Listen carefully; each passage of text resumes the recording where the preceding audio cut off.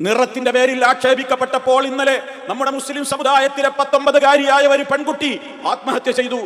വിവാഹം കഴിഞ്ഞിട്ട് ഏതാനും ദിവസങ്ങൾ മാത്രമാണ് ഭർത്താവിന്റെ കൂടെ ജീവിച്ചത്. ആ ഭർത്താവും ഭർത്താവിന്റെ വീട്ടുകാരും നീ കറുത്തവളാണ്, നിനക്ക് നിറം പോരാ, നിനക്ക് ഇംഗ്ലീഷ് അറിയില്ല എന്നൊക്കെ പറഞ്ഞപ്പോഴേക്ക് ആ കുട്ടിയുടെ മനം നൊന്തു. ആ കുട്ടി സഹിക്കവയ്യാതെ ആത്മഹത്യ ചെയ്തു. ആരാണ് ഇവിടെ കുറ്റക്കാർ? എല്ലാവരും ഇതിൽ കുറ്റക്കാരാണെന്ന് നമ്മൾ മനസ്സിലാക്കണം. ഒരു ഉമ്മാക്കൊരു റോളുണ്ട്, ഉപ്പാക്കൊരു റോളുണ്ട്. പറഞ്ഞു കൊടുക്കണം ആരാണ് റബ്ബെന്ന്. ആരെങ്കിലും എന്തെങ്കിലും ഒരു കാര്യം പറയുമ്പോഴേക്ക് അവസാനിപ്പിക്കാനുള്ളതല്ല ജീവിതം. ജീവിതം റഹ്മാനായ റബ്ബ് തന്ന നിഅമത്താണ്. അത് ഒരാളുടെ കൂടെ വേണ്ടെങ്കിൽ വേറൊരാളുണ്ടാകും. തവക്കുൽ ചെയ്യണം. അതിനുള്ള ഈമാനിക കരുത്ത് നേടാതെ എന്തെങ്കിലും നിസ്സാര പ്രശ്നം വരുമ്പോഴേക്ക് ഒരു മൊബൈൽ കിട്ടിയില്ലെങ്കിൽ, ഒരു കമ്പ്യൂട്ടർ ഉപയോഗിക്കാൻ പറ്റിയില്ലെങ്കിൽ ഒക്കെ പെട്ടെന്ന് അങ്ങ് കയറി ആത്മഹത്യ ചെയ്യാനും, അതേപോലെ തന്നെ വിവാഹ ജീവിതം അവസാനിപ്പിക്കുവാനും, കുടുംബജീവിതവും ജീവിതം തന്നെയും അവസാനിപ്പിക്കുവാനും ഒക്കെ മക്കൾ ആ രൂപത്തിലായിത്തീരുന്നത് എന്തുകൊണ്ടാണ്? അവർക്ക് തവക്കുൽ കിട്ടുന്നില്ല, റബ്ബിനെ കുറിച്ചുള്ള അറിവ് കിട്ടാതെ പോകുന്നു.